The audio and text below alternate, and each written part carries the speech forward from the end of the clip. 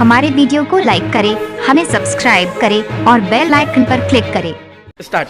बुलंद आवाज में आप सभी का स्वागत है। नफीस पठान आपको बता दें, इस वक्त हम मौजूद है अहमद नेता के घर पे। यहाँ पे एक प्रेस कॉन्फ्रेंस रखी गई थी। आपको बता दें, प्रेस कॉन्फ्रेंस जो है रखी गई थी, जो एफआईआर दर्ज की गई थी अहमद नेता और जो कुछ पत्रकार के ऊपर एफआईआर दर्ज की गई थी, उसी को लेकर आज हमारे प्रेस कॉन्फ्रेंस रखी गई थी। आपको बता दूं, जो एफआईआर दर्ज की गई थी वो किसी मन्नान नाम के युवक ने दर्ज की थी। मन्नान नाम के युवक को अहमद नेता और कोई भी उनको नहीं जानता। तो ये मन्नान आखिर है कौन और उनके पहले कुछ ताल्लुकात नहीं रहे अहमद नेता, तो उसने एफआईआर क्यों दर्ज की? तो एफआईआर दर्ज होने का पूरा जो निशाना साधा है अहमद नेता ने, वो सिर्फ और सिर्फ विरोधी पक्ष नेता शानू पठान पर निशाना साधा है। उसकी मुख्य वजह यह है क्योंकि 2014 में अहमद नेता ने शानू पठान पे केस दर्ज किए थे। उस वक्त अहमद नेता जो एमपी का इलेक्शन लड़ रहे थे, उस वक्त कुछ रोकझोक हुई थी, उस पर एफआईआर दर्ज हुई थी और उसी एफआईआर के दौरान उनके ऊपर एक और झूठा केस दर्ज कराया था किसी लड़की के हवाले से। वो लड़की ने स्नैचिंग का, सोना चोरी करने का, पर्स की डकैती का, ऐसे कई सारे आरोप लगाए थे। वो आरोप लगाने के बाद उसी महिला ने वापिस से फिर माफी भी मांगी थी। उसी को चलते अहमद नेता ने यहाँ पर प्रेस कॉन्फ्रेंस रखी थी। प्रेस कॉन्फ्रेंस में कितने झूठे केस होते हैं, कितना दबाव बनाया जाता है, उदाहरण पेश किया जाता है कि अगर आप सच्चाई के खिलाफ आवाज उठाओगे तो आपके पास झूठा केस बनाया जाएगा। ये एक उदाहरण पेश किया जाता है। तो इस पूरे मामले में प्रेस कॉन्फ्रेंस के दौरान अहमद नेता और नाज बुलंदाज ने क्या कुछ जानकारी दी है, सुनिए इस रिपोर्ट में। सभी पत्रकार भाइयों को मेरी तरफ से सलाम अलैकुम। असल में प्रेस कॉन्फ्रेंस लेने का मतलब ये था कि आज जो है कोर्ट ने जो है इंटरिम दी है और ये इंटरिम मैं इसलिए लिया हूं कि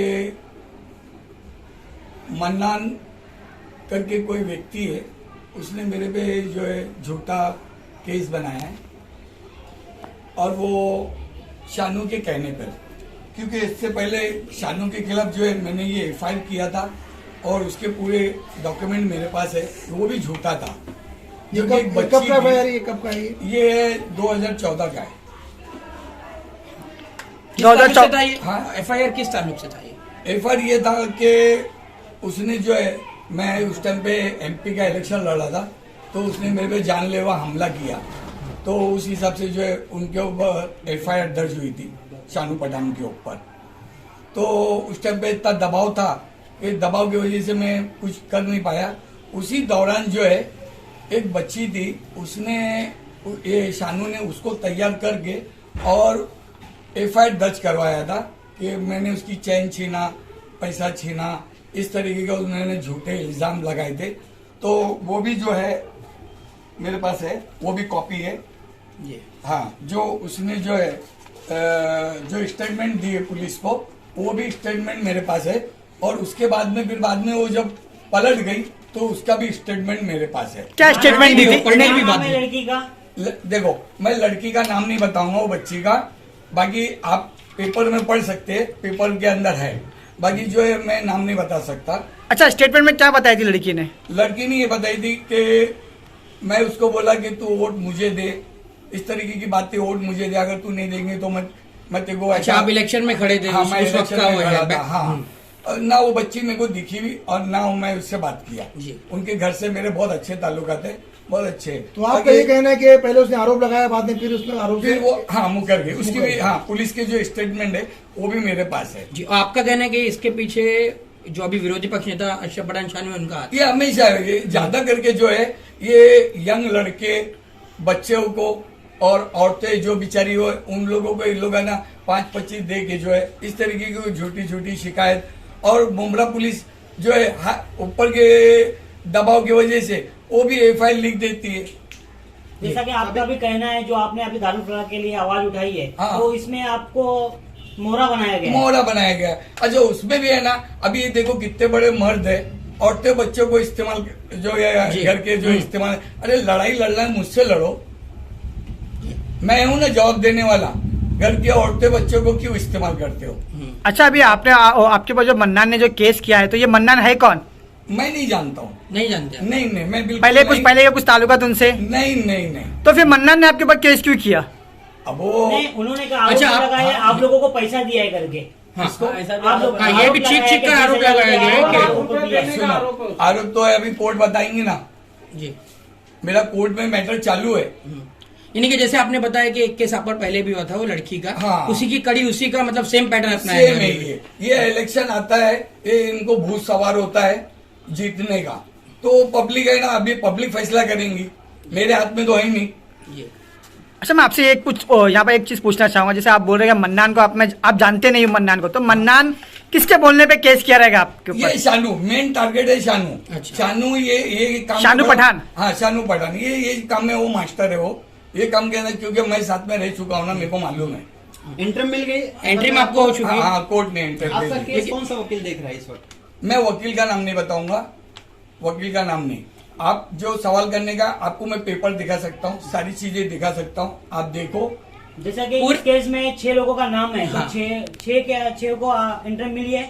नहीं, 3 जन हम लोग लिए जी। है। बाकी अब वो मैंने जो सुना हो कि भाई वो सिलेंडर हुए या नहीं हुए, वो अल्लाह को मालूम। अभी मुझे इसके बारे जिन में लोगों कुछ भी जिन लोगों ने नहीं। आप पर हमला किया था, नाजावा पर हमला किया था, उनमें से किसी की गिरफ्तारी हुई अब तक? नहीं किसी की अभी भी तक नहीं? किसी की भी तो नहीं। क्यों ऐसा क्यों है कि मतलब आप पे केस भी हो गया, सारी चीजें हो गई और एंट्री तक मिल रहे, लेकिन जो लोग वीडियो में नजर आ रहे हैं उनको अभी तक मैं तो बोलता हूँ भाई, असल में कैसे मालूम, मुंब्रा पुलिस का अलग हिसाब किताब है। मेरी लड़ाई मैंने इससे पहले भी सीनियरों के ऊपर जो कंप्लेन किया, सीनियरों को जो इसी वजह से कि इन लोग जो है राजनेताओं की बात सुनते, हमारी बात सुनते ही नहीं है। अरे हम क्या चोर चकारे, ऐसी झूठी झूठी कंप्लेन डाल के हमको तड़ीपार लाश में फिर ये अगर पुलिस से लड़ेंगे तो पुलिस तड़ीपार कर देती है। और मुंब्रा पुलिस में इन लोगों का अच्छा हिसाब किताब है। पब्लिक इसलिए तो डरती है कि पब्लिक बोल नहीं पाती है कि भाई अगर बोलेंगे तो ये झूठा इल्जाम लगा देंगे। ये अच्छा, तो आपने भी देखे। जब वो पूरा मामला हुआ, ये दारुल फलाह जो दीवार थी, गार्डन की दीवार थी, वहां पर ये भी पूछा गया कि भाई 150 से 200 लोगों ने साइन दी थी उस दीवार को गिराने के लिए, लेकिन अब सवाल ये उठ रहा है कि जब वो जिन लोगों ने साइन दी थी वो क्यों नहीं आए अब तक सामने, क्यों नहीं आ रही है जनता? देखो मैं बता रहा हूँ, पब्लिक जो है ना, पब्लिक डरती है। हाँ। देखो आप भी है, आपको भी डर है। कोई ना कोई बात में अभी आपको उठा के फिर झूठे केस में आपको डाल देंगे तो क्या करेंगे? हाँ, बिल्कुल। अभी 3 पत्रकार को तो झूठे केस में डाल दिए। उन्होंने क्या गुनाह किया था? उनमें वो से एक यही का ना तो घर भी तो लड़ रहे थे, हक के लिए लड़ रहे थे। अच्छा, रहा थोड़ा लैंग्वेज का जो मसला था तो वो एक अलग बात थी। नहीं, ये सुल्तान रिजवी साहब ने जो माफी मांग ली है, मतलब वो कि भाई शहर में मैंने एक अफवाह जज्बात में उड़ी कहेंगे क्या है कि करेंगे? शानू पठान से माफी मांगना उनको, जैसा एफआईआर के बाद माफी मांगे, एक पत्रकार एफआईआर के बाद माफी मांगता है तो पूरे देश, अपने मुंब्रा में एक अफवाह उठी है कि वो पत्रकार बिक चुका है वहाँ पर। पैसे लेके देखो भाई, आप लोग भी पत्रकार हैं, अब वो बिके नहीं बिके वो तो भी नहीं, वो उन्हीं आपके को साथ मालूम। जंग लड़ तो अभी रहे थे वो। एक- नहीं, अभी मेरे साथ पहले में- जैसे एकता क्यों नहीं रही? देखो मेरे साथ में आप लोग भी है, आप लोग क्यों नहीं भागे? आप लोग क्यों नहीं भागे? और आपके ऊपर हमला क्यों नहीं हुआ? और इसकी वजह है, कैसा है मालूम है? वो ज्यादा बोल रहे थे, चिल्ला रहे थे, उनका माहौल खराब हो रहा था। जी, असल में मेन उनका माहौल खराब हो रहा था। पब्लिक जो है फुल फेवर में आ गई इनका थी। माहौल खराब हो रहा था। ये शानू भाई का शानू भाई का मतलब अच्छा अहमद जी, बदनामी हो रही अभी थी जैसे क्या क्या पीछे? हाँ। अभी जैसे क्या मतलब 6 लोगों पे एफआईआर हुई है और यहाँ पर सिर्फ आप दोनों है, तो 4 पत्रकार आप लोग के साथ मौजूद क्यों नहीं है? भाई तो अभी बस आपके दिल की बात है, आप नहीं आएंगे तो मैं क्या करूंगा? मैं किसको बोलूं जाके? जी। हमारी तरफ से दरवाजा खुला है, कभी भी आप कभी भी गरीब को याद करो, गरीब खड़ा है। नहीं, पत्रकार पे हमले को आप मुनासिब समझते हैं इस तरह से? मतलब नहीं, वो पत्रकार पे गलत हमला हुआ। होना एक वरिष्ठ पत्रकार। नहीं, वो गलत है। उनके ऊपर हमला हुआ, उसका दुख हमको भी है। हम भी बचाने के अंदर ही उनके मैडम मार खाई है। ठीक है अहमद साहब, आज जो आपने जो वार्ता बुलाई है, अब इस मकसद पे आ जाए कि आज बुलाने का मकसद क्या है?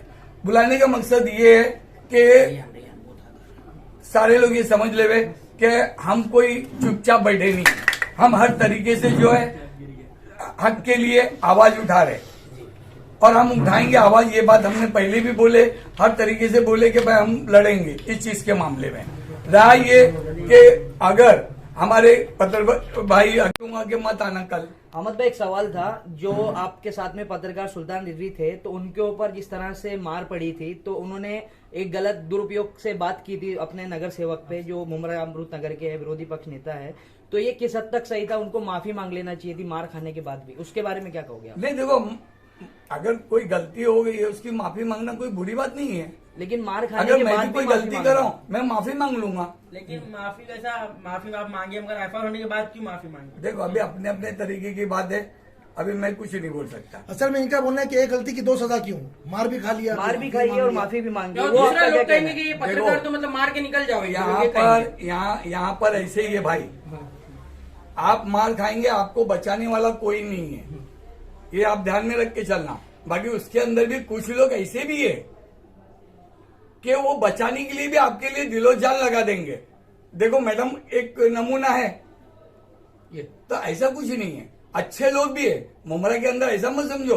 बाकी कुछ जो डरे हुए लोग हैं वो उनको कैसा वो बाहर निकलना मुनासिब नहीं समझते, कुछ बोलना मुनासिब नहीं समझते, कहीं मामला बिगड़ नहीं जावे, कहीं ऐसा नहीं हमारे को काम धंधे पे लगना पड़े, क्योंकि इनके पास में रहेंगे तो काम धंधे पे आपको लगना तो पड़ेगा। कहीं ना कहीं ये उदाहरण पेश कर रहे हैं कि अगर आप सच बोलोगे तो आपके साथ ये हादसा होगा। वो कह रहे थे कि मतलब ये गोवा का आप जो कह रहे हैं, तो वो लोग तो कह रहे हैं कि वो कार्यकर्ता सम्मेलन रखा गया था आने वाले चुनाव को देखते हुए। वो जो भी है, खैर मेरा ये बोलने का मतलब मुमरा का इस वक्त माहौल ऐसा था तो इन लोगों को नहीं जाना चाहिए था, खैर गए तो उनकी मर्जी हो, उससे आपकी एक वीडियो वायरल हो रही थी जिसमें आपने कहा कि मुझे पहले से पता था हमला होने वाला है, मैंने पहले से बोला वो हमला होने वाला है। हाँ, इसका मैंने बाकायदा लेटर दिया हूँ ना, कमिश्नर साहब से लेके मैंने हाई कोर्ट के अंदर भी मैंने दिया हूँ।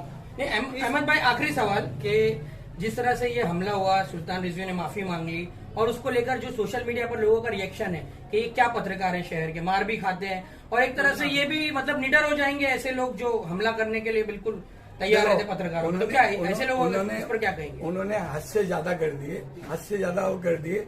अगर उस टाइम पे जो है थोड़ा संभल के बात करे होते तो उसमें ऐसा है कि सारे पत्रकारों को भी हिम्मत बढ़ जाती थी। बाकी इस वक्त जो है सारी पत्रकारों की हिम्मत टूट गई। मामला हुआ जबान की, हाँ जबान की वजह से हुआ। बाकी मैंने अभी देखा कि माशाल्लाह जो है वापस पत्रकार तैयार हो गए, ये एक बहुत बड़ी बात है, बहुत बड़ी ताकत है। अहमद भाई एक लास्ट सवाल, एक अपने मुमरा वासियों को क्या मैसेज देना चाहोगे इस विषय पर? मैं यही बोलूंगा पत्रकारों पे हमला मत करो, ये आप तक न्यूज पहुंचाते हैं, वो बड़ी मेहनत करते हैं, न्यूज बनाने के लिए भी बड़ी मेहनत होती है, तो उनकी मेहनत को जो है देखते हुए उनके साथ में अच्छा बर्ताव करें। इस पूरी लड़ाई में जो है अपोजिशन का आपको कैसा सपोर्ट रहा है? अपोजिशन का नहीं, सभी लोगों ने अच्छा वो किए, सभी लोगों का साथ रहा। ऐसा नहीं मैं किसी को बोलूंगा, पब्लिक है, पब्लिक बेचारी साथ दिया, उससे हमको मालूम पड़ा कि जितना मोबाइल आपके जो क्या बोले सोशल मीडिया के ऊपर आप लोगों को जितना जो इज्जत मिली वो आपको ही मालूम है। पब्लिक अच्छा, अब ये बताइए लड़ाई कहाँ तक जाएगी? देखो अभी देखते, तैयार है आप हर तरह? हाँ, हर तरीके से, मैंने ये बात बोला भी था कि हर तरीके से तैयार है। आपका आगे का एक्शन क्या रहेगा इसके ऊपर? अभी आगे का एक्शन यही है कि जो भी गलत होगा गलत के हिसाब से हम बोलेंगे, इसमें कोई भी शक नहीं। हमारे वीडियो को लाइक करें, हमें सब्सक्राइब करें और बेल आइकन पर क्लिक करें।